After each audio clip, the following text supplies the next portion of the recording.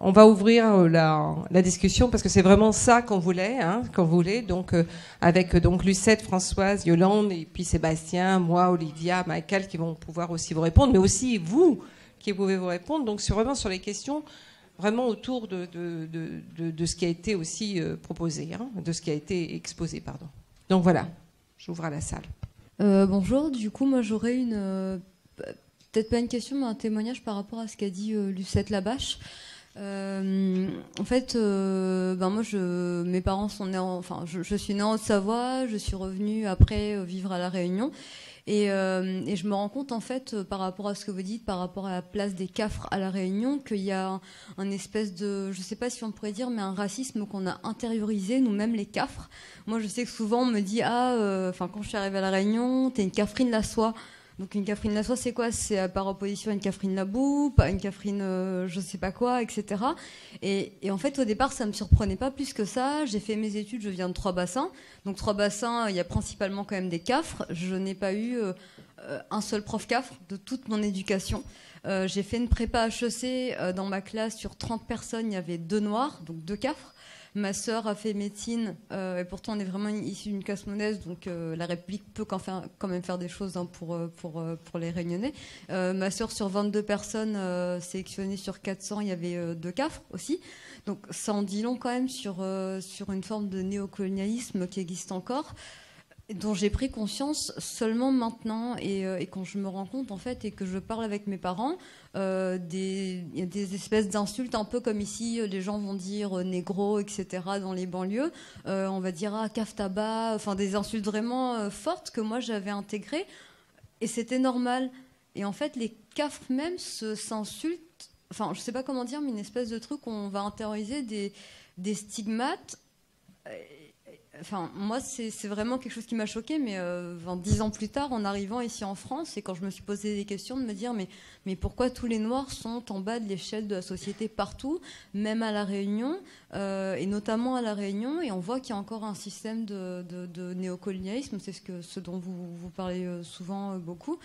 Et moi, alors c'est pas tant une question, mais c'est vraiment plus un témoignage, et le fait de dire que je suis vraiment contente qu'aujourd'hui il y ait des gens comme vous qui soyez là, qui puissent porter notre parole. C'est vrai qu'on parle beaucoup du fait de parler créole, mais je pense qu'aujourd'hui c'est important de pouvoir s'exprimer pour être compris.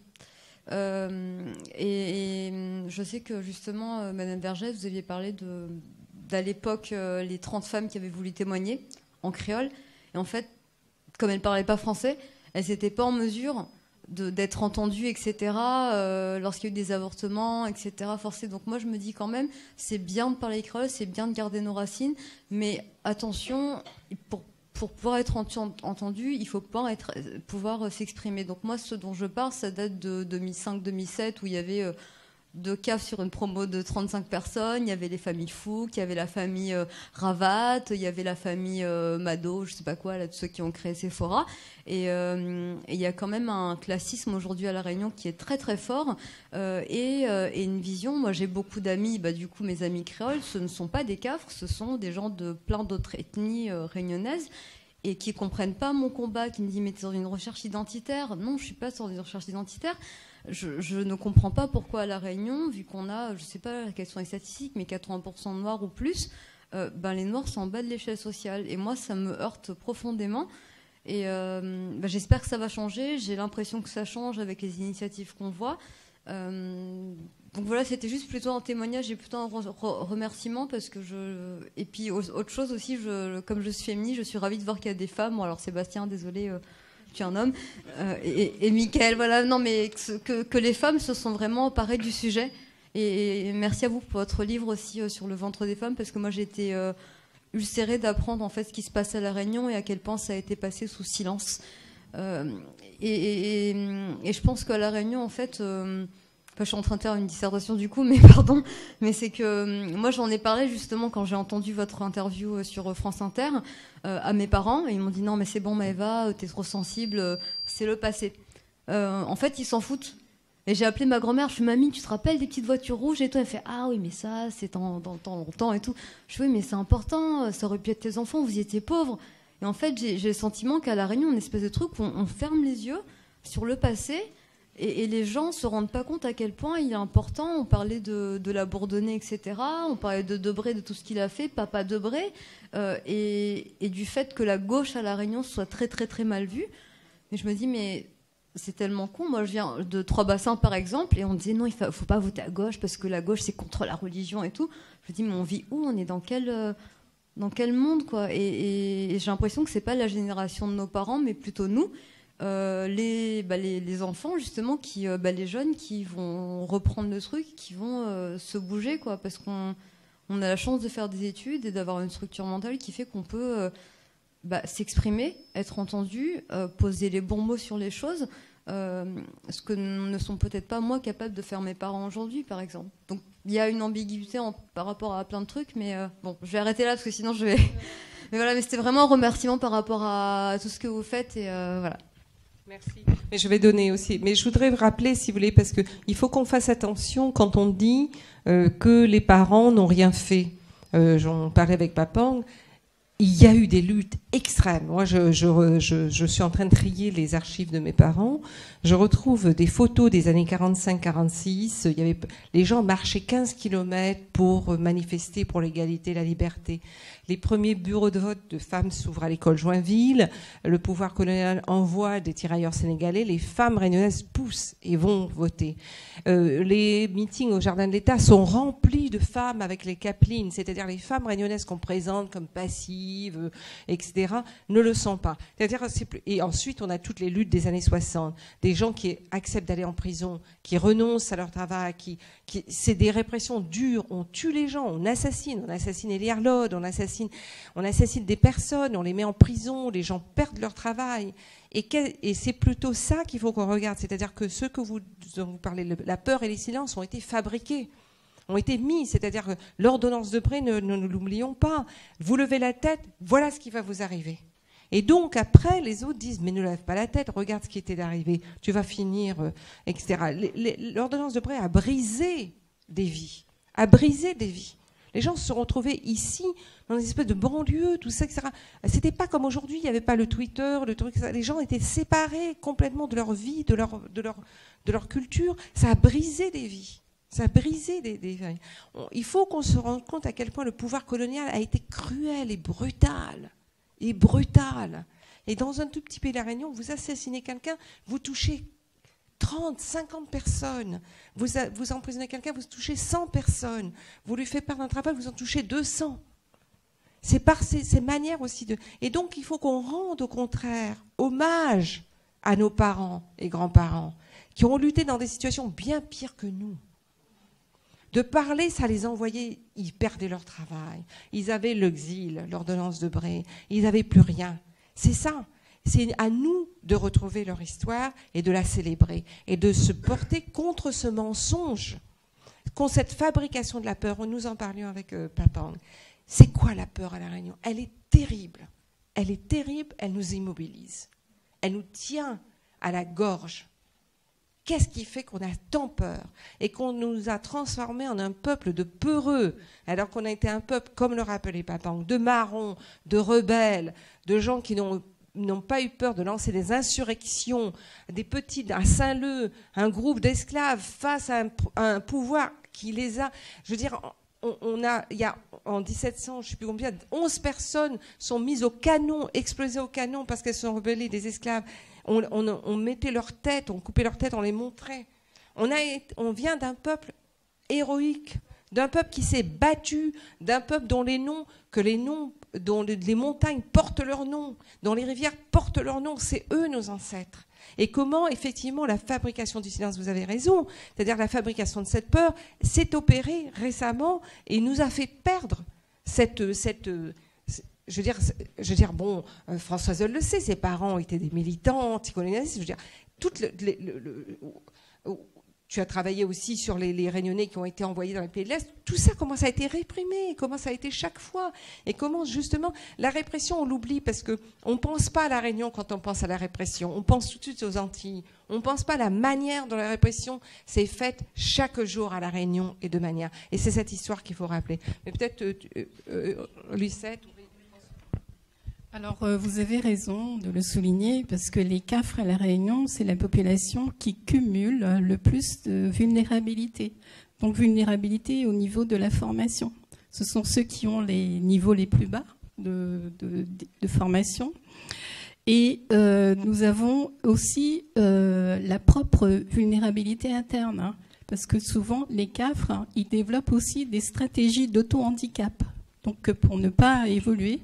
Donc, il y a une dizaine d'années, j'avais parlé lors d'un colloque à La Réunion du crime symbolique du CAFRE contre les CAFRE, c'est-à-dire que ce sont les CAFRE eux-mêmes qui vont empêcher un autre CAFRE d'évoluer. Alors, donc là, nous avons des vulnérabilités sociales et aussi au niveau de l'image de soi. Cette année, je regardais les candidates finalistes, hein, pour l'élection de Miss Réunion. Et il y avait une Catherine, donc avant même l'élection, elle disait « Je ne pourrai pas gagner parce que je suis Catherine, j'ai la peau trop foncée et je ne suis pas comme les autres. »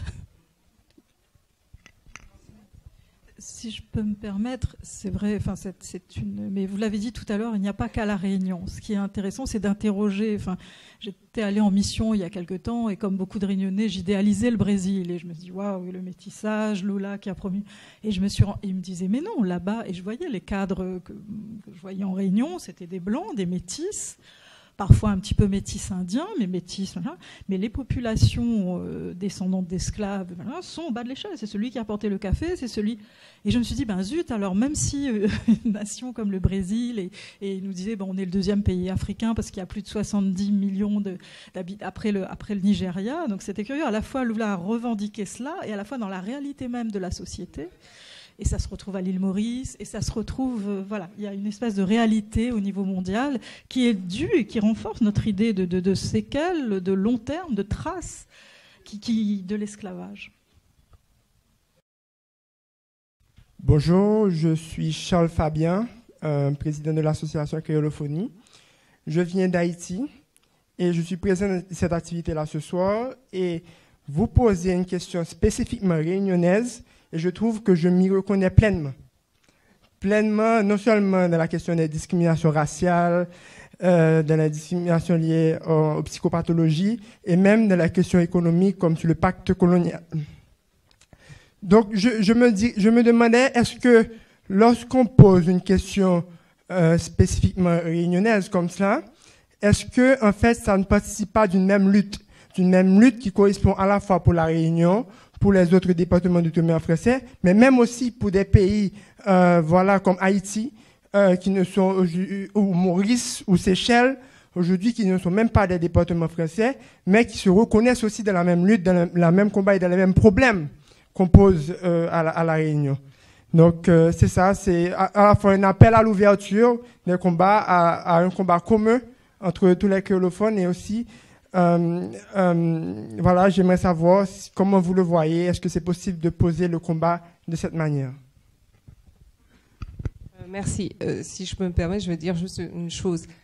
Tu as tout à fait raison. Et la question de lutte internationale mais on est quand même toutes frappées, enfin je ne sais pas quand on parle, de la situation à La Réunion, de la machine propagandiste est très forte.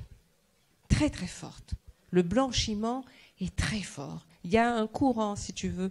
Moi, j'explique, par exemple, La Réunion, je dis la comparaison avec les Antilles est fausse parce qu'on devrait comparer au sud des États-Unis, à la présence d'un groupe de petits blancs racistes, tu vois, qui a fait le Ku Klux Klan aux États-Unis et qui, à La Réunion, je veux dire, ceux qui sont au pouvoir aujourd'hui, c'est ces petits blancs-là.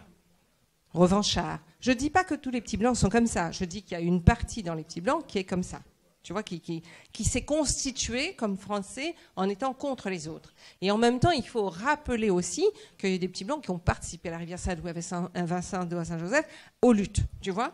Mais je veux dire, et ça, si on ne le comprend pas, nous, pour La Réunion, on ne comprend pas ce qui se passe. C'est pour ça qu'on insiste sur notre situation réunionnaise.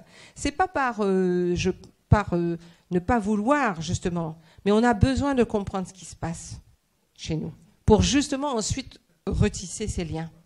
Parce que ces liens ont existé beaucoup dans les années 60-70, ont beaucoup existé. La Réunion était absolument beaucoup plus que la Guadeloupe et la Martinique au cœur de lutte décoloniale. beaucoup plus. Et aujourd'hui, donc on a besoin de comprendre ce qui s'est passé pour justement retisser ces liens. Enfin, moi, c'est l'analyse que je fais.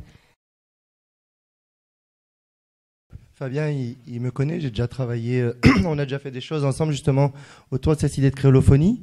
Quand j'ai voulu faire à l'époque une thèse sur ce que j'ai appelé la cafritude en créole, on m'a mis des bâtons dans les roues, mais c'est pas là l'important. Ce que je veux dire par là, c'est que l'un n'est pas contre l'autre.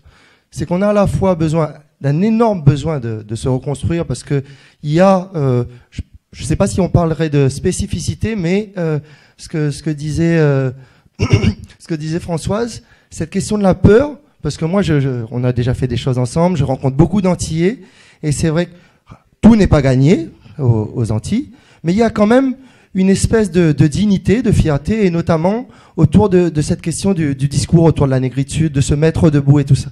Et ça, à La Réunion, ça a été étouffé à la fois par les intellectuels, par toute la population. Et donc, je pense qu'on peut faire les deux. Et c'est l'idée qu'on partage, toi et moi. Quand on se retrouve, lui et moi, il parle en créole haïtien, je parle en créole réunionnais. Mon épouse est mauricienne, maintenant c'est elle qui me parle en créole réunionnais, c'est moi qui lui réponds en mauricien. Donc, c'est ce que moi j'appelle le lien au-delà de la chaîne. Parfois, quand je fais des spectacles sur scène, donc on voit mes habits, on me dit, mais ça c'est africain, ça, pourquoi tu mets ça? Je fais, mais on est africain. On me dit, oui, mais vous êtes français, il faudrait t'habiller à l'européenne pour faire des spectacles. Je fais, mais déjà, les Européens ne se gênent pas pour aller piquer ce qu'ils veulent et en faire quelque chose d'international. C'est forcément international quand c'est européen. Mais quand nous, on va rechercher ce qu'on nous a volé, tout de suite, vous êtes... et là, partent les trucs en disant, ouais, vous êtes indépendantiste et tout ça. Mais certains peuvent être à la fois avoir envie d'être français et défendre leurs racines africaines. Certains peuvent être à la fois avoir envie de défendre leurs racines africaines et être indépendantistes. Voilà. On peut pas emmerder le monde là-dessus, mais je pense que les deux sont possibles. Ce soir, effectivement, c'est la fête CAF, donc on est sur la date du 20 décembre, mais tu sais très bien, on se retrouve, et je pense que même d'autres personnes dans la salle qui sont peut-être pas forcément réunionnaises ou autres, on peut se retrouver. Parce que sur des luttes, effectivement, on a besoin de cette énergie. Et plus on est nombreux, rien ne nous arrêtera. Comme disait Lino, les poings serrés, vous voyez, des noirs avec les poings serrés forment un seul point. Et puis c'est comme ça. Cliquez. Bonsoir. Alors moi, je suis auréole. Et donc, moitié créole, moitié oreille. Donc, je suis un petit peu surprise du terme petit blanc. Je trouve que c'est un peu péjoratif. Et je trouve que justement, La Réunion, c'est une île où il y a beaucoup d'origines qui se mélangent. Les Indiens, les Chinois, les Arabes, les Cafs, les Blancs. Et je trouve qu'il faut faire attention de ne pas faire d'être trop, en tout cas, des conclusions trop hâtives, en tout cas. Et de pas les mélanger, en tout cas de pas les, qu'il n'y ait pas les noirs contre les blancs non plus. Je trouve que c'est aussi une forme de racisme et qu'on reste en tout cas unis. Après, c'est clair qu'il y a des fois s'il y a des doubles injustices et que les CAF sont dans des métiers en tout cas, excusez-moi, j'arrive pas à m'exprimer. J'ai un petit peu avec le micro, c'est un petit peu dérangeant. Mais voilà, c'est vrai que je trouve ça pas normal, en tout cas, que les CAF soient en bas de l'échelle. Mais contre les Blancs aussi, c'est vraiment des discours, en tout cas, qui me dérangent. Ok. Bon, moi, j'ai vécu 22 ans ici en métropole. Et nous sommes retournés à La Réunion en 88. Et c'était vraiment le combat que menait, entre autres, Paul Vergès. C'était pour l'égalité sociale, parce que nous étions très, très en retard sur les prestations sociales. Et nous avons eu enfin, grâce au combat de Paul et de d'autres, l'égalité en 2007 seulement. La totalité des allocations, l'API, entre autres, n'a été pareil qu'en métropole qu'en 2007. Et j'ai l'impression et donc il y avait moi je me rappelle que j'étais retournée donc en 88, il y avait au moins 6 ou 7 communes qui étaient dirigées par des communistes, il y avait 4 ou 5 par les socialistes. Aujourd'hui, il n'y a plus qu'une seule commune qui est dirigée par les communistes, et les socialistes, je crois qu'il n'y en a que 2. Et j'ai l'impression que les jeunes de maintenant, ils connaissent pas trop tous ces combats qui ont été menés, et maintenant ils se reposent. On est français, on a les mêmes égalités. Non, et cette lutte s'est arrêtée. C'est pas que je demande pas aux gens de manifester, mais si on fait pas attention, eh bien, petit à petit, tout ce qu'on a acquis s'en va. Et aujourd'hui, on a l'exemple de Mayotte, qui est devenu un département français, soi-disant. Mais si Mayotte vit la même chose qu'on a vécu à La Réunion, il faudra que Mayotte attende 50 ans pour avoir l'égalité totale avec la France. Et aujourd'hui, moi je vois, j'habite une commune dans le sud, aujourd'hui, tous nos problèmes, on a l'impression que ça vient des Comoriens, parce qu'on met les Mahorais et les Comoriens dans le même sac. Mais je crois que les jeunes, on ne raconte pas assez notre histoire aux jeunes. Ça, c'est clair, on a l'impression que tout est acquis, je ne vois pas pourquoi on crie. Hein, on est français, soi-disant, mais ils ne se rendent pas compte que c'était des combats menés par... excuse-moi Françoise, tu sais très bien que ton père était à la tête de tout ça, et c'est grâce à ces personnes comme Vergès, comme les Pervenches, etc., qu'on a pu gagner cette égalité. Mais aujourd'hui, on se repose, c'est plus la peine qu'on se batte. Que ce soit même le combat des femmes, hein, il y a eu quand même une grande association qui s'est vraiment battue pour les femmes, aujourd'hui, ça n'existe plus. Et franchement, moi, je ne sais plus quoi faire. Moi-même, j'ai baissé les bras, je ne vous cache pas. Non, mais en même temps, comment faire? Je disais à mon ami, bon, je n'ai pas d'enfants scolarisés à La Réunion, j'aimerais bien savoir si dans les livres d'histoire, est-ce qu'on parle du 20 décembre? Je ne pense pas. Est-ce qu'on parle de tous ces combats? On va nous dire toujours nos ancêtres des Gaulois. Écoutez, excusez-moi, peut-être je veux bien que nos ancêtres soient les Gaulois, mais regardez ma gueule. Bon, mais voyez, et ça, je crois qu'on ne le fait pas assez passer. Et on dort maintenant sur nos acquis, c'est pas la peine, alors que petit à petit, tous ces trucs, c'est en train de ficher le camp, hein, et c'est vraiment dommage. Je voudrais qu'on réponde à la question du racisme anti-blanc, parce que je pense que c'est vraiment important. Donc moi, je voudrais dire quelque chose, mais je vais d'abord passer la parole à Yolande. Alors, effectivement, on a cette impression, même à La Réunion, la fête CAF est très décriée en ce moment par les petits blancs aussi, qui disent « mais on fait que ça, on ne parle que de ça ». Mais là, effectivement, ça rejoint ce qui vient d'être dit, en disant peut-être qu'on ne parle pas des exclusions, c'est-à-dire de toute la souffrance des autres peuples de La Réunion, les engagés et autres qui sont arrivés. Alors, effectivement... dans plusieurs conférences où encore cet été, j'ai rappelé de mémoire que les petits blancs ne sont pas tous arrivés comme des colons. Parce qu'il y en a qui ont fait que de leurs recherches sur la généalogie et pensent qu'ils viennent tous de la cuisse de Jupiter. Mais ce n'est pas vrai. À savoir que les petits blancs dont on parle, d'abord, sous Louis XIV, tous les filles de l'hôpital général de la Salpêtrière étaient vraiment les orphelines recrutées par les curés. Et elles ont été déportées sans même, à la limite, leur avis pour peupler La Réunion et éviter le métissage. Donc ça, effectivement, ce sont des personnes qui ne reconnaissent même plus. Moi, j'ai travaillé avec les petits blancs des Hauts dans des consultations et tout ça.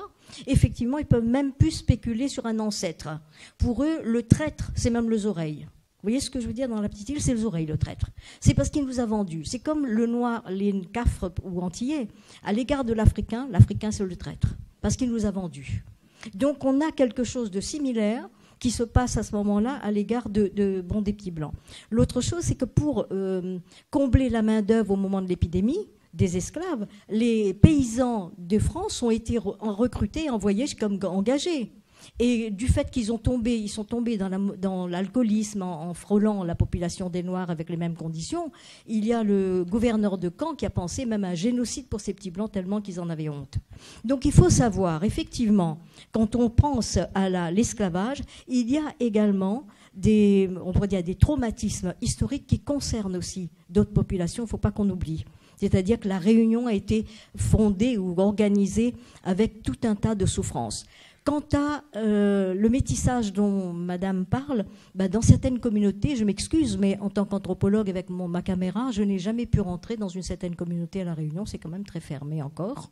Et moyennant quoi, il faut encore avoir une amie pour se faufiler, pour pouvoir à la limite assister à un rituel qu'on a envie d'en parler, etc. Donc ce n'est pas aussi simple. Sur la question des petits blancs, moi je voudrais ajouter, c'est pas une communauté dont on parle, c'est pas les personnes dont on parle, c'est la question de la construction de ce que c'est qu'être blanc.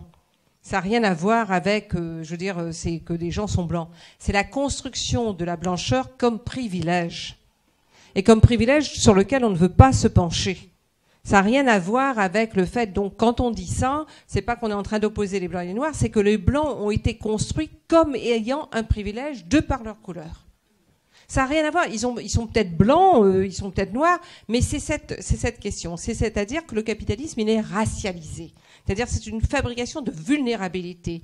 Qui a le droit de naître, qui n'a pas le droit de naître, qui a le droit de vivre et qui doit mourir pour que certains vivent bien. L'esclavage, c'est que pour que certains vivent bien en Europe, pour que certains aient le sucre, le tabac et le café et vivent bien leur vie, même les plus pauvres. Même les plus pauvres. Et pendant ce temps-là, que des millions d'Africains soient déportés pour que ces gens-là vivent bien. C'est ça la blancheur. Ça n'a rien à voir avec une couleur de peau. Ça va voir avec un privilège. Il faut penser domination. Il ne faut pas penser couleur de peau, il faut penser domination. Je rappelle souvent que les femmes, la question des femmes blanches, on parle, si vous voulez, quand l'épopée des droits, le récit de l'épopée des droits, qui se termine avec le droit du droit de vote en 1945 pour les femmes françaises. Alors ça se raconte comme ça, le grand récit. Il y avait un droit que les femmes blanches avaient, alors qu'elles n'avaient pas le droit de divorcer, qu'elles n'avaient pas le droit de vote, qu'elles n'avaient pas le droit d'aller à l'université. C'était le droit de posséder des êtres humains. Les femmes blanches avaient le droit de posséder des êtres humains parce qu'elles étaient blanches, de par le privilège de leur peau, pas parce qu'elles avaient des droits civiques. Ce n'était pas un droit civique, c'était un droit qui était acquis par le privilège de la couleur blanche. Ça n'avait rien à voir avec un droit civique. C'était une propriété qui leur était donnée de leur propre privilège. Donc il y a une suprématie blanche qui se construit et que les blancs doivent se rendre compte des privilèges qui leur ont été donnés historiquement et que peut-être ils n'ont pas voulu. Eh ben, tant mieux s'ils ne les ont pas voulu, mais ils n'ont qu'à s'en défaire, ils n'ont qu'à y renoncer. Y renoncer, ça veut dire effectivement renoncer à beaucoup de privilèges. Renoncer à des privilèges aujourd'hui qui signifie que quand vous demandez un logement, vous avez plus de chances de l'avoir qu'un noir ou qu'un arabe. Que si vous avez demandé une promotion, vous avez plus de chances que l'avoir. Je parle d'aujourd'hui, je ne parle même pas d'hier. Je parle de statistiques données par le défenseur des droits. Je ne parle pas de statistiques données par une association. On va me dire, ah oui, mais alors c'est les associations. Non, je parle de statistiques données par le gouvernement. Sur 10 jeunes qui sont arrêtés, 10 jeunes hommes qui sont arrêtés, 8 sont supposément arabes pour les policiers, 6 sont noirs. Les meurtres aujourd'hui commis par la police en France, qui sont totalement impunis, elles sont commises sur qui ? Sur des Noirs et des Arabes, des jeunes hommes et des Arabes. Ils sont totalement impunis. Il n'y a pas un policier. C'est ça le privilège blanc. Ça n'a rien à voir avec opposer les Blancs aux Noirs. C'est de se poser la question de comment la société a été construite, comment les Blancs ont profité d'un privilège, même s'ils ne sont pas, ils n'ont pas fait complètement directement, même s'ils ont été des prolétaires, des ouvriers, etc. Ils en ont quand même, ils ont eu une meilleure vie. Pourquoi, par exemple, comme tu le rappelais, les droits sociaux n'ont été accordés au département d'outre-mer où c'était des citoyens français, que ce soit le salaire minimum garanti, que ce soit les allocations familiales, n'ont pas été appliqués au même moment qu'en France, parce que ce n'était pas complètement des Français. Ce n'était jamais complètement des Français. C'est ça la question du privilège. Ça n'a rien à voir avec, pour nous, d'opposer les Blancs aux Noirs. Ça veut dire de regarder les systèmes de domination et qui en tire des privilèges. Et que ces privilèges, il faut se poser la question. Et que on n'est pas en train d'accuser quoi que ce soit. On est en train de se poser les questions de comment se passe. Pourquoi effectivement un médecin africain n'est pas reconnu comme un médecin? Pourquoi on pense que c'est un infirmier? Pourquoi une femme africaine qui va rentrer, on va penser que c'est une infirmière et c'est pas la chirurgienne? C'est quand même pas simplement parce qu'on est en train d'opposer les blancs aux noirs. C'est que des images sont rentrées suffisamment dans la tête, ça a contaminé. C'est ce que Aimé Césaire disait. C'est qu'il y a un effet retour, un effet boomerang de l'esclavage et du colonialisme qui revient dans l'Europe et qui va contaminer votre démocratie, qui va contaminer vos principes d'égalité, de liberté et de fraternité. Parce que comme il disait, la fraternité, d'accord, mais parce que vous serez le grand frère et nous, on sera le petit frère. Et bien, Aimé Césaire disait non, la fraternité, c'est pas ça, c'est pas le grand frère et le petit frère, c'est tous frères. Donc c'est de ça qu'on parle. C'est pas je veux dire, on ne peut pas parler de racisme anti-blanc. On ne peut pas nous dire que on fait du racisme anti-blanc. On est en train de parler de système de domination, de privilèges, de système de domination qui s'exprime économiquement, socialement, culturellement, par l'accès à l'éducation, par l'accès à la santé. Pourquoi les gens meurent plus jeunes dans les départements d'outre-mer, à l'emploi? Que ce sont, à La Réunion, vous avez plus de 60% des jeunes de moins de 25 ans qui sont au chômage. Et encore, vu qu'on a un chômage endémique depuis les années 70, il y en a plein qui ne s'inscrivent plus au Pôle emploi. Je veux dire, même les statistiques, à mon avis, sont sous-évaluées. Donc, quelle absence de perspective, même. Pourquoi est-ce qu'on va suivre une formation? Parce qu'on va se dire, tiens, suivre une formation, ça sert à quoi? De toute façon, derrière, il n'y a rien. Voilà. Et l'emploi, c'est quand même la base. Il y a du travail au noir, j'allais presque dire, c'est pas politiquement correct, mais heureusement que les gens travaillent. Et les gens travaillent. Mais l'emploi, à mon avis, c'est pour revenir à l'économie qui est aussi la base de tout ça. Enfin, c'est pas la base, mais c'est une des composantes essentielles de ce modèle, en fait. Et quand vous êtes oreilles, vous arrivez à La Réunion, il y a le taux de chômage pour les oreilles est très bas, est très très bas par rapport au taux de chômage pour les Réunionnais. Vous pouvez tout de suite avoir un travail. De toute façon, vous touchez beaucoup plus si vous êtes fonctionnaire que vous étiez en France. Vous vivez, un instituteur là-bas vit comme un haut cadre. Il y a quand même des tas de privilèges qui leur sont donnés. Je veux dire, c'est ces questions-là qu'il faut poser. C'est pas les questions de couleur de peau. C'est les questions de système de domination et de privilèges qui sont donnés par l'histoire et par une histoire qui est inégale, inique, injuste, qui est une histoire de domination et d'exploitation. Bonsoir, merci pour l'intervention. Donc, mon nom c'est Brian, je suis réunionnais, je viens de Saint-André. En fait, merci, et fier de l'être. Alors, en fait, ma question porte sur les études que... Ma question porte sur les études que l'UCET a menées, notamment sur le fait qu'il y a la population Zoreille à La Réunion qui dispose directement de très bonnes fonctions immédiatement. Aujourd'hui, il y a énormément de jeunes réunionnais qui quittent La Réunion et qui viennent en France pour se former. Est-ce qu'aujourd'hui, on peut dire qu'il y aura, si je peux dire ça comme ça, un espèce de retournement de situation à un certain moment où ces jeunes réunionnais comme moi, ou comme d'autres ici, qui vont retourner à La Réunion et vont pouvoir justement reprendre des postes on va dire haut placés ou des postes tout simplement en fait. Voilà. Bonsoir. Alors ma question, ce serait sur justement le système éducatif à La Réunion, où justement quand l'UCET a parlé justement du fait que la société réunionnaise garde les séquelles de l'esclavage.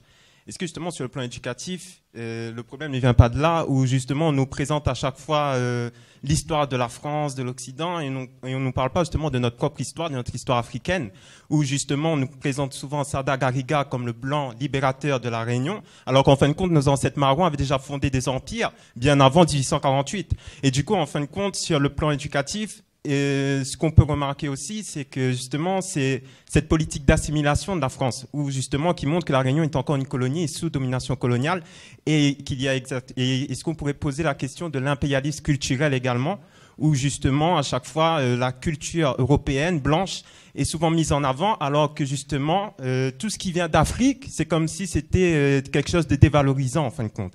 Et du coup, voilà, ma question serait plus sur le système éducatif et l'impérialisme culturel. Voilà. Bonsoir. Alors moi, c'est plus un témoignage. Ma famille est de La Réunion. Et en fait, en 2014, j'ai dû faire des recherches généalogiques parce que je ne connaissais pas l'histoire de ma famille au-delà de mes grands-parents. Et en 4 mois, je suis retournée jusqu'en 1800, où je suis tombée donc dans la période de l'esclavage.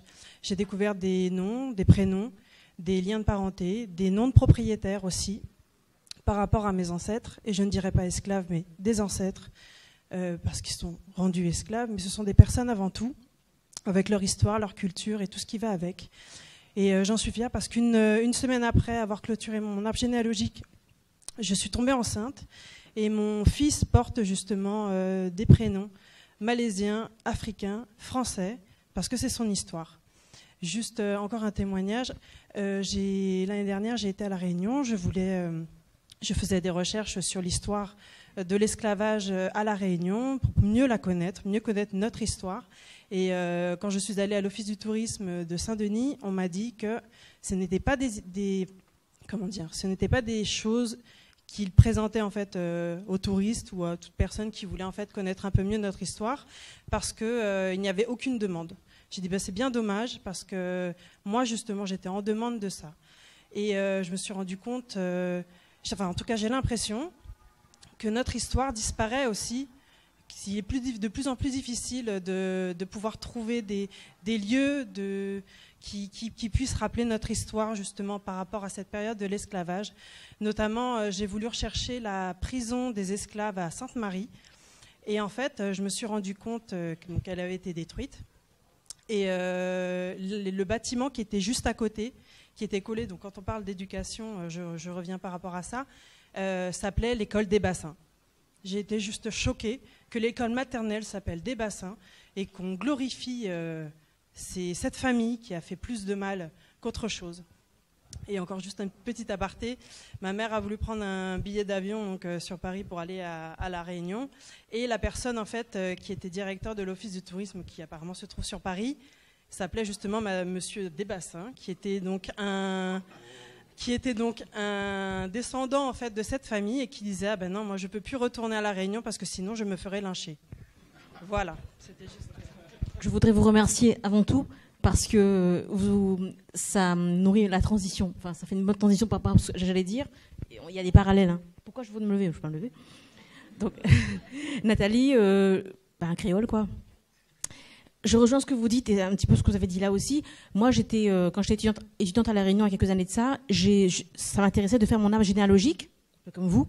Et en fait, je suis remontée. Un après-midi, j'avais les yeux qui faisaient tellement mal, je dis j'arrête un coup parce que c'est pas possible. Les microfilms, ça abîme les yeux. Hein. Puis d'un coup, j'ai allé un petit peu de courage et je suis remontée jusqu'à une ancêtre qui s'appelait Marie-Olivette, je m'appelle Olivette, et qui avait donné son nom de fille quoi, à son enfant. Et en fait, j'ai découvert son acte d'affranchissement. Elle était de monsieur, je sais pas qui, machin, affranchie à l'âge de 4 ans, bref, j'en passe, c'est des meilleurs. Ça m'a énormément touchée. Et en fait, je dis à mes parents, le soir, je dis, vous savez quoi, regardez, voilà, j'ai trouvé l'acte d'affranchissement de Marie-Olivette, c'est notre ancêtre direct, quoi. Et en fait, mon père est un petit peu choqué. Mon père est petit blanc, yab, comme on veut, hein, aux yeux verts, c'est à l'Asie, hein, voilà. Et ma maman est de Saint-Paul, là-bas. Donc en fait, dans notre histoire, dans notre arbre généalogique, il y a de tout. Moi, j'ai découvert des femmes de Goa en Inde. J'ai découvert des gens de Dijon, des choses comme ça, enfin d'ici en France. Il y a des personnes aussi d'autres pays. Il y a des Malgaches, il y a un peu de tout. Et en fait, il y a effectivement des personnes qui ont été esclaves, etc. Je voulais juste rejoindre ce que vous disiez par rapport à ça, parce que j'en suis fière aussi. Mes parents étaient choqués. Parce qu'en fait, je rejoins le silence, et moi, c'est quelque chose qui m'a profondément choquée depuis longtemps. Aucune histoire, aucune mention. Moi, j'ai dit, je revendique ça. J'ai dit, je leur ai appris que il y avait une ancêtre, il n'y a pas qu'elle, évidemment, hein, esclave, dont j'avais trouvé l'acte d'affranchissement. Et en fait, ils étaient un petit peu machin, parce que c'est tout de mon père, c'est tout de son côté, il y a Dieu vert, vous vous rendez compte? Il y a Dieu vert, c'est son côté qui a la nana en question, que j'ai découvert. Tout ça pour dire, en fait, que et je vous rejoins, vous, en tout cas, indirectement, via votre père. C'est votre père. En fait, moi, je trouve que franchement, il manque des lieux de mémoire à La Réunion. Le MCUR, ça vous rappelle quelque chose?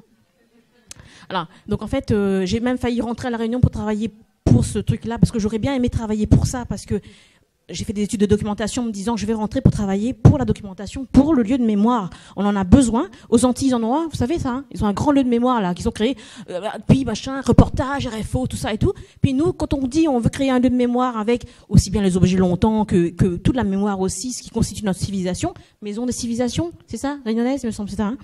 Pouac, comme ça, on a besoin de ça, pas besoin, il coûte trop cher, nanana, et puis côté revanchard et tout. Non, on a besoin de ça. On a besoin de lieux de mémoire, on a besoin de lieux où on puisse lire les trucs. Le seul lieu un petit peu machin comme ça que je trouve, et encore, c'est Stella, où il y a quelques petits panneaux de temps en temps qui parlent un petit peu d'attrait, un petit peu, hein. Voilà. Mais vraiment, je trouve que ça manque énormément. Et quand vous disiez que les touristes ne sont pas effectivement informés de ce qui s'est passé, moi, ça me heurte profondément, quoi. Je comprends pas. Donc, je me rappelle très bien quand j'étais étudiante à Clermont-Ferrand en tourisme. Parce que j'ai fait des études en fonction de mon île pour pouvoir rentrer. En fait, j'avais fait une expo sur l'esclavage. En fait, et puis les collègues m'ont dit « Ah là là, on savait pas que t'étais si black ». J'ai dit « Black quoi ?» J'ai dit c'est ma mémoire, c'est mes racines. J'ai mis des morceaux comme de Basse-Terre à l'époque, tout ça, pour faire comprendre le rythme alouya, tout ça, ternaire, tout ça. Tout ça pour vous dire, enfin excusez-moi, c'est un peu long, mais tout ça pour vous dire qu'on a besoin de lieux de mémoire, que ça manque terriblement et que moi, personnellement, ça me heurte profondément de ne pas en avoir. Voilà.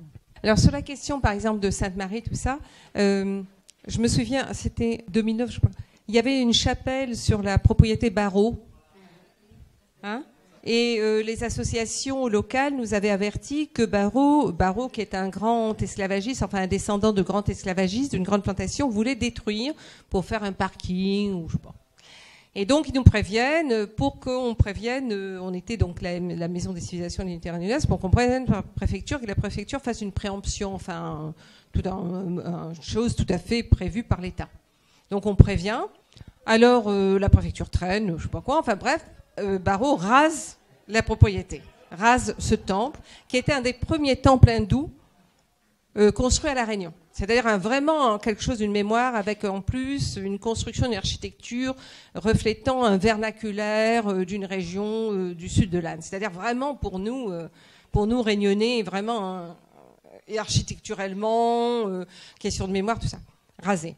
Et le DRAC nous oppose la notion de propriété privée, à laquelle nous avons répondu que la notion de privé, heureusement qu'elle avait évolué, parce qu'il y avait un temps où des êtres humains étaient une propriété privée. Donc la propriété privée, c'est pas une notion sacrée. C'est pas une notion sacrée, c'est pas une notion comme ça qui traverse le temps de manière neutre. Il y a eu aussi, évidemment, comme vous le savez, des lieux de cimetières d'esclaves recouverts de parkings. Enfin, il y a un effacement très volontaire à La Réunion. Et sur la question de la MCR, je pense aussi qu'il y a été un problème, c'est que nous interrogions la périodicité qui est la périodicité française. C'est-à-dire avec la France, tout commence avec le fait que quand la France colonise la Réunion. Donc on est né avec la France et puis après on suit ce que la France fait au 18e, au 19e, au 20e et qu'est-ce que nous on est en train de faire en miroir.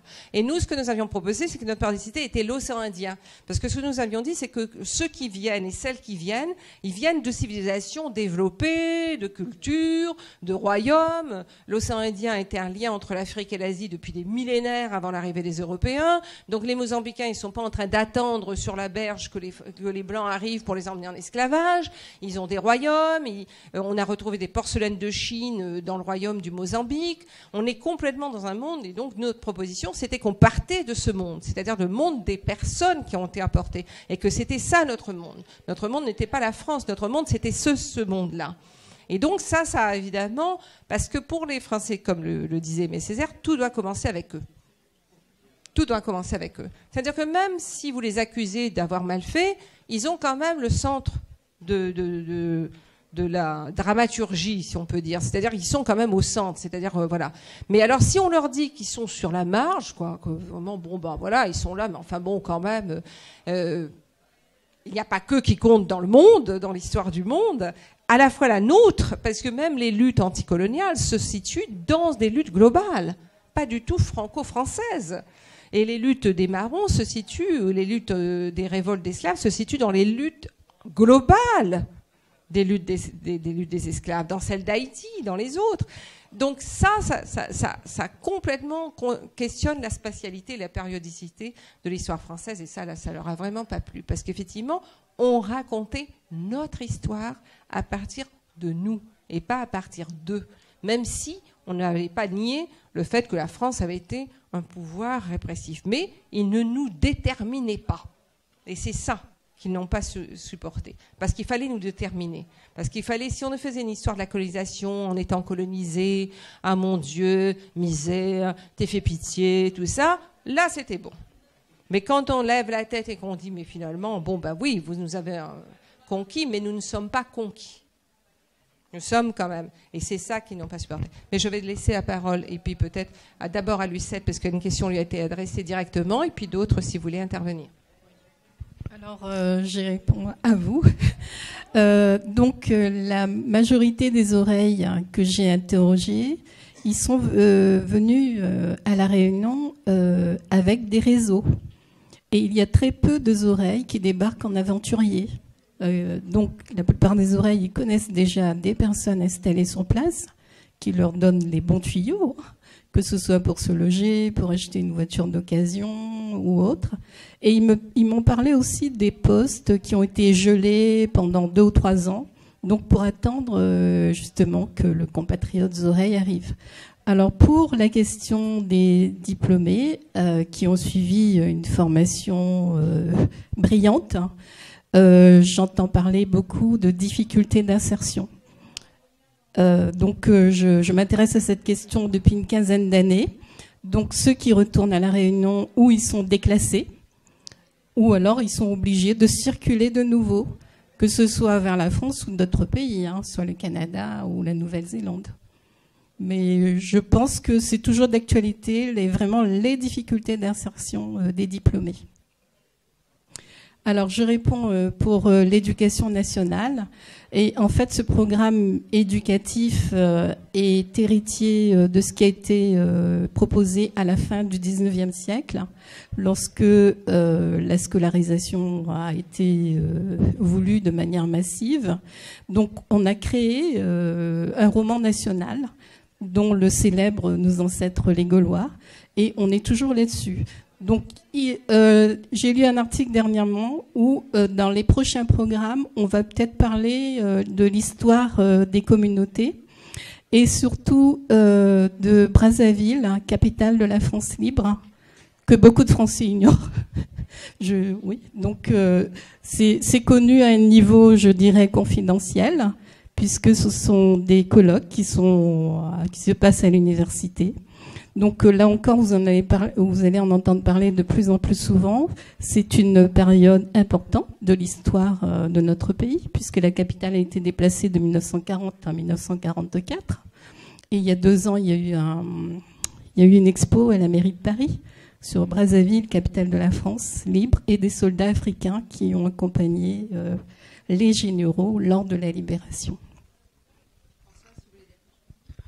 Oui, juste corroborer le constat, enfin, en tout cas pour ma génération, j'ai eu mon bac en 86, aucune des personnes de ma terminale, donc c'était une classe un peu élitiste, mais pas élitiste socialement, c'était, voilà, il y avait une sélection, c'était à peine masqué, aucun d'entre nous n'a pu rentrer, on est tous universitaires, ingénieurs, etc., on est tous ailleurs qu'à La Réunion, et nous tous, à un moment, on a essayé de rentrer. On n'a pas été convaincus par les arguments, voilà. Quand on a vu les personnes qui avaient eu les postes après, on s'est dit, bon, c'est pas grave, on continue notre bonhomme de chemin, etc. Mais voilà, tout ça pour dire que certains Réunionnais arrivent à rentrer, parfois au prix d'un déclassement, parfois beaucoup ont été absorbés par l'éducation nationale, même s'ils étaient ingénieurs, mais on veut absolument rentrer parce que les parents, parce que, etc. Donc ils sont profs, c'est un très beau métier, mes parents étaient enseignants. Mais voilà, donc... Après, dire qu'il n'y aura pas de place pour tout le monde, c'est trop facile parce qu'effectivement, le flot de métropolitains, et je ne suis pas en train de faire un discours xénophobe, anti-métropolitain, là aussi, quand on évoque ça, c'est pas choquant de dire, tiens, un Marseillais a envie de rentrer, travailler au pays, même s'il a fait des études à Marseille, mais quand on dit ça de La Réunion, on dit oui, vous êtes anti-oreilles, c'est un discours FN, etc. Non, c'est légitime de vouloir, si on le souhaite, etc. Et de ma génération, certains ont fait l'expérience et certains sont repartis. Parce que, à certains postes de responsabilité, mais là c'est un problème intra-réunionnais, le Réunionnais lui-même, on parlait des CAF tout à l'heure, mais l'ensemble de La Réunion ne reconnaît pas parfois, dit quoi, comment il arrive là, il a gagné un piston, non? Alors les oreilles qui sortent dans le trou de bébête de la France, de la Creuse ou du Limousin, lui arrive, mais lui par contre, il a la légitimité. Et ça, tant qu'on changera, mais ça mettra du temps. Est-ce que... oui, c'est ça, c'est ça. Et là, c'est tout le monde. Et je réponds un peu en cascade. Je suis d'accord avec les nuances qui ont été apportées à Petit Blanc. C'est pas Petit Blanc, on n'attaque pas le planteur de tabac à la plaine des Grecs. C'est évidemment pas ça.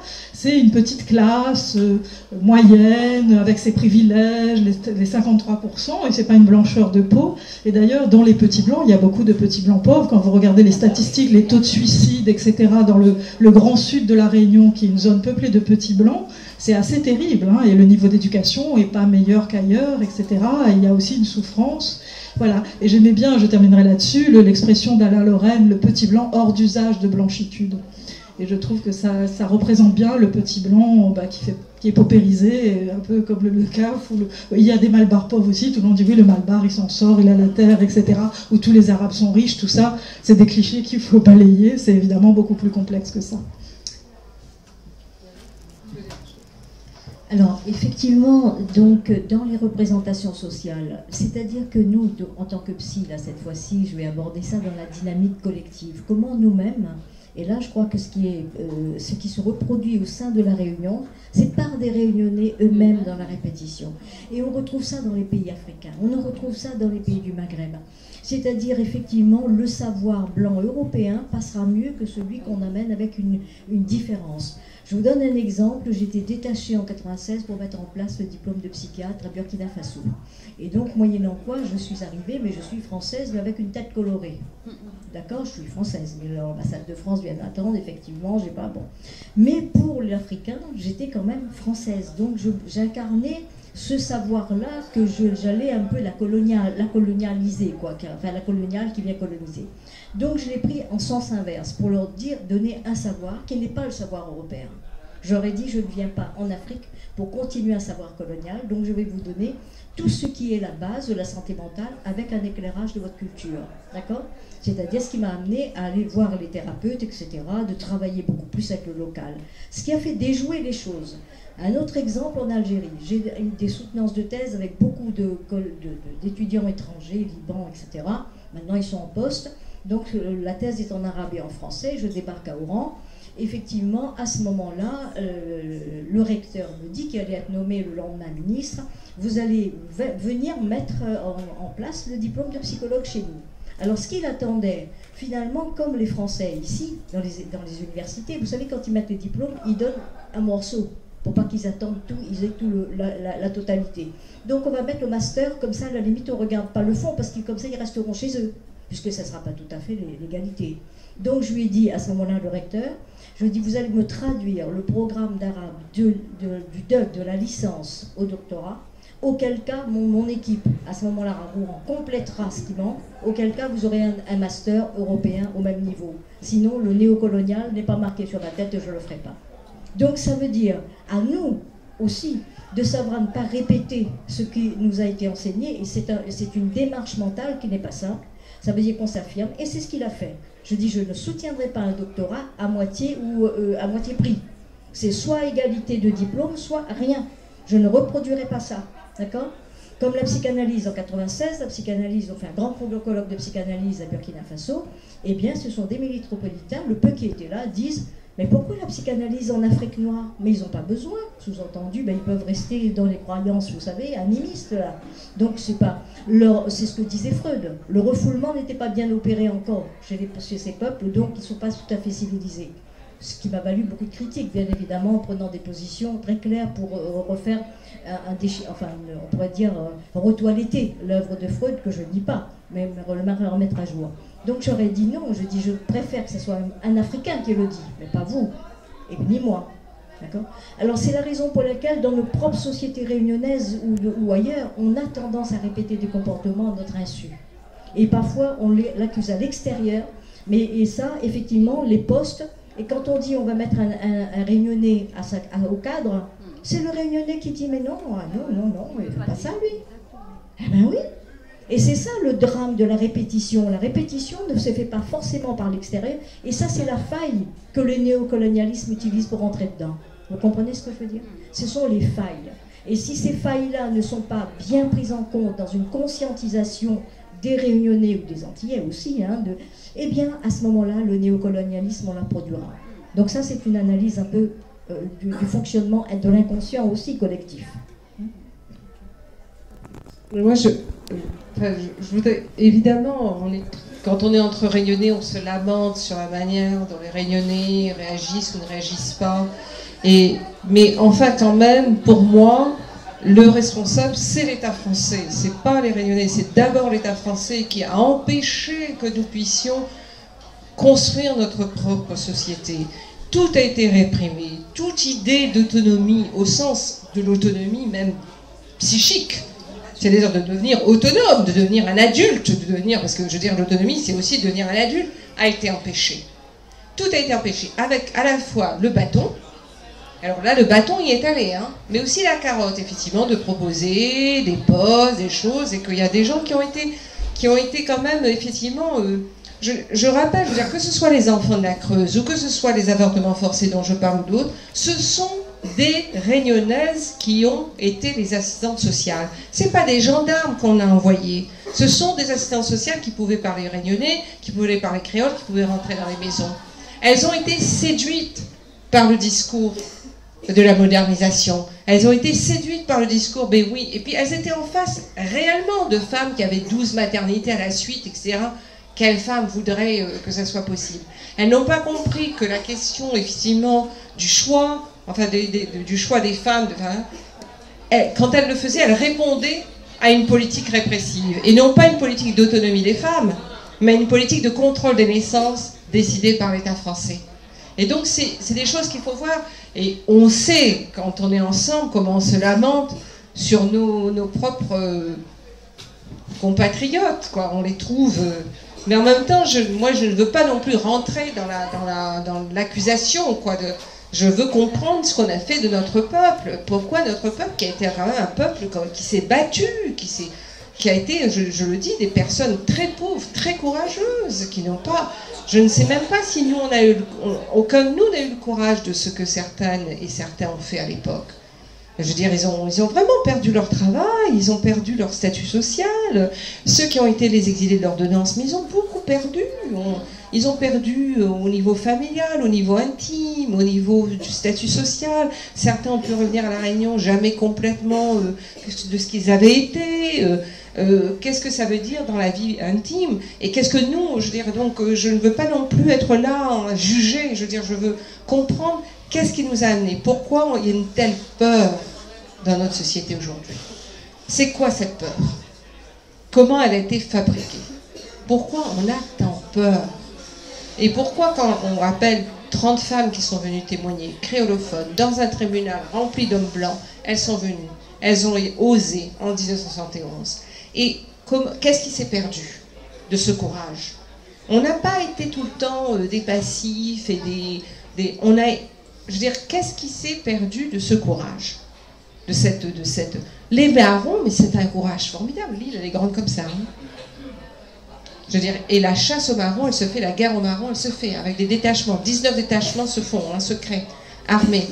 Les gens reçoivent une terre, des esclaves, de l'argent, s'ils ramènent les oreilles d'un esclave ou la jambe ou la mort. Il y a des bénéfices à tuer. Il y a une guerre qui tire des bénéfices. Et les marrons continuent.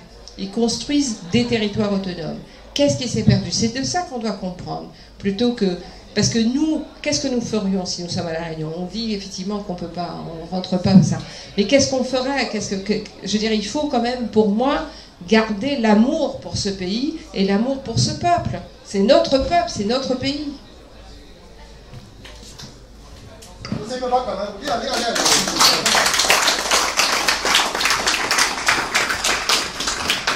Non, mais cause pas longtemps parce que raconter des histoires quand on commence, il va arrêter. Mais mieux là de trois notre talent raconter des histoires parce que là depuis tout à l'heure ou donne paquet. Non, en gros tout a plus ou moins été dit. Moi je voudrais juste revenir là-dessus sur ce côté entre guillemets positif. Justement, je reprends ce qu'a dit Françoise. Louis XIV avait décrété que les 3/4 du territoire réunionnais était un pays indépendant. Parce qu'il y avait tellement de marronnage à La Réunion que c'était un pays indépendant. Donc on est au XVIIIe siècle, La Réunion était déjà indépendante. Je rajouterai également sur la question psychologique. Nous la pas été un moment, un papa, quand ils sont aux enfants, que ça il a envie. Son enfant il y a un moule, il prend son particulier, il monte son ménage. Nous, oui mais qu'est-ce qu'on va faire ça la France? Maman, mais ce n'est pas marmaille, nous n'est pas marmaille. Qu'est-ce qu'on... Comme dans misère. Mon enfant est mauricien, ma femme c'est une créole de l'île Maurice. Effectivement Maurice, matériellement c'est plus pauvre. Mais quand je regarde mon épouse, cette descendante d'esclaves, et qui est fière, qui a un port de tête que nous on n'a pas à La Réunion, parce qu'il faut pincer la tête, parce qu'il donne même un petit bousset manger. Il donne même un petit leur en braguette. Il donne le... Maman, il a plein d'affaires positives La Réunion. Il a plein d'affaires. Regarde, Younous est là. Younous il travaille pour justement faire coaching. Pour dire rayonner, debout, lève la tête. Je posais la question tout à l'heure, pourquoi? Parce que justement, on ne fait pas par nous-mêmes, pour nous-mêmes. Le jour où on écrira notre histoire et on va la transmettre, aujourd'hui, celle qu'on nous transmet, c'est les médias, c'est le pouvoir dominant. Et même sur cette question du racisme, dans le monde, la vie traite en mode raciste anti-blanc. Demain, les autres, m'y connaît, moi, pas raciste. M'a pas besoin de justifier moi. M'a est fatigué, on va dans une conférence, nous avons besoin de justifier parce qu'on a toujours un, il vient, il dit ah racisme anti-blanc. Non, moi comme il va dans ce monde où il prend pas les arabes, je ne dirais pas ces affaires, n'a pas de racisme anti-blanc. À un moment donné, il faut arrêter. Mais comprend pour ça. C'est normal, c'est humain. Humainement, ben, j'ai une partie de ma famille qui. Mais même sur la question de l'identité. Il y a quelques années, il y a un reportage qui passe sur RFO. Ils vont au cercle généalogique de Bourbon, des collégiennes. Et il y a une Catherine, bleu comme nous dit La Réunion, ce veut qu'on y est bien crépu. On fait sa recherche généalogique, Et le gars, un réunionnais même qui travaille là, lui dit « Ah, tes ancêtres sont allemands. » Parce qu'il a retrouvé un blanc, un allemand dans les ancêtres. Vous voyez, c'est-à-dire qu'on valorise toujours. Et c'est là où je rejoins complètement Françoise. C'est systémique. C'est systémique, ce truc-là. À un moment donné, à nous lève la tête. Nous n'a pas honte, nous n'a pas peur, nous n'a pas plus, nous n'a pas moins. Mais nous n'a pas moins. Jamais nous n'a pas moins. Et notre affaire positive, il y a le site L'Afro-Réunionnais qui fait des BD pour rappeler l'histoire de nos reines marronnes, de tous les marrons. Il y a des associations, Elie, la Fenstel, de Mounimet Flair, tout ça là. Il y a plein d'affaires à faire. Seulement là, ça, dans la télé, il ne montrera pas où. Parce que ça n'est pas bon, je n'ai pas envie de voir ça. Parce que ça, tu connais, le jour va tirer malade dans le yeux. Le jour va voir que toute bonne rayonnée va te enlever la tête. Nous dis pas, mais seulement nous fait derrière. Nous fait derrière, la bon pays fait. Et dernière affaire, mais fini avec ça. N'oubliez pas que les résistants, c'était à la fois les marrons, mais aussi tous les esclaves qui ont décidé de vivre, qui se sont pas forcés à l'avortement, mettre des aiguilles, tout ça. Parce que vous êtes arrière petits-enfants, c'est-à-dire nous les là. Ça, c'est la résister. Ça, c'est un coup de fouet. Ça, pas quoi d'une base. Ça, la réussite d'habitation. Et pourtant, malgré ça, ça a décidé de faire comme les enfants. Les enfants le violent. La viole même font café. Ça l'a fait comme les enfants. Ça la garde les enfants. Ça la sont comme ça des enfants. Ils ont dit, nous, c'est des enfants de ça.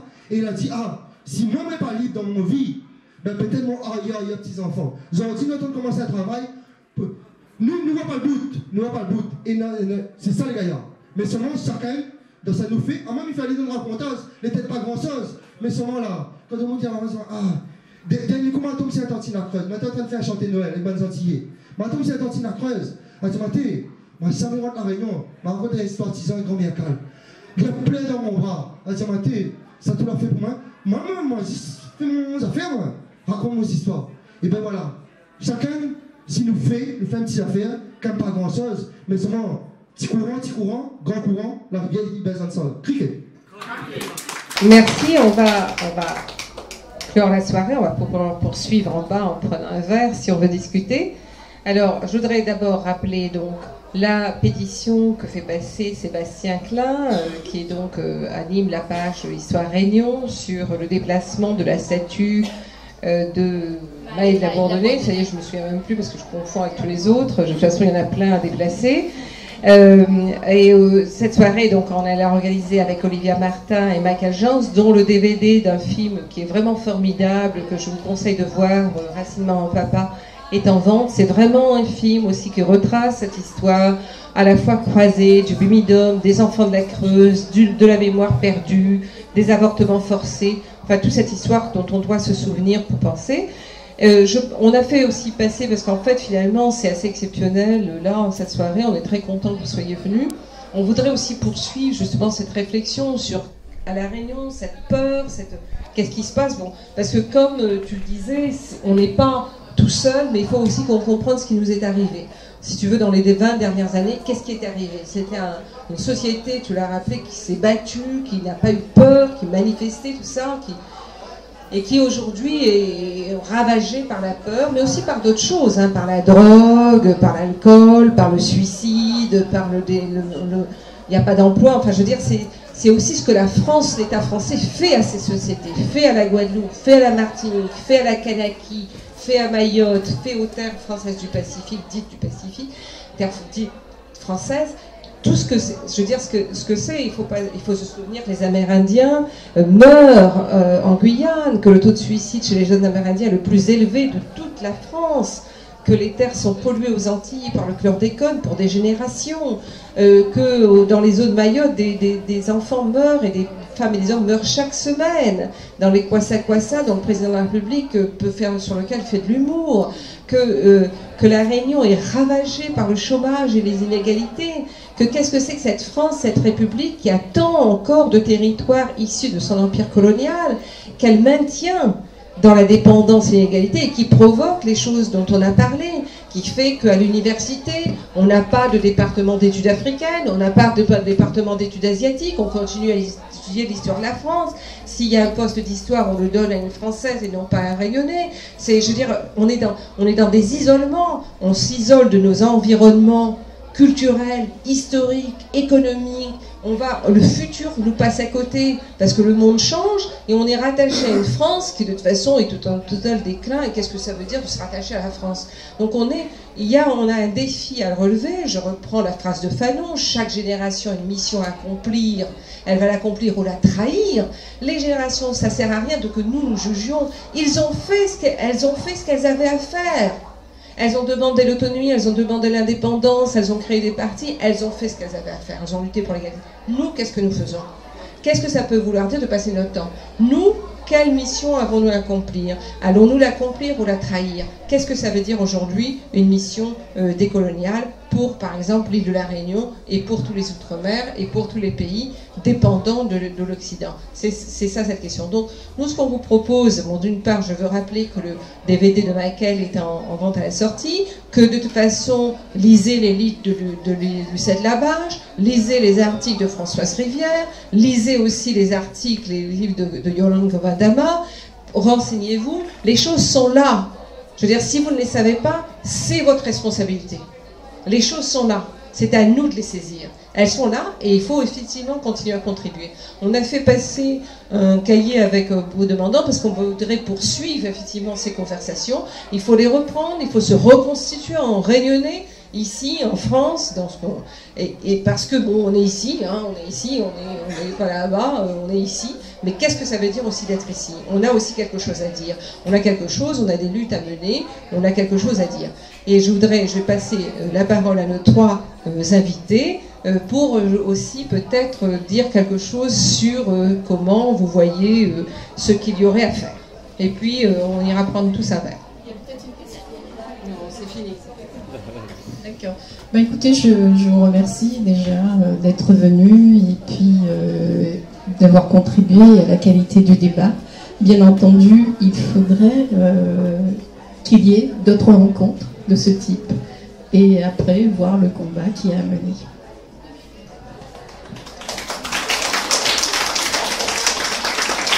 Donc pareil, hein, merci à tous. Le maître mot que je retiens, c'est transmission. Transmettons. Il y a des points aveugles dans notre histoire, c'est à nous d'écrire ensemble, ceux d'ici, ceux de là-bas, même si ceux de là-bas ne comprennent pas nos démarches en disant mais pourquoi ça ou ça fait tout ça là, il faut le faire pour les générations d'après.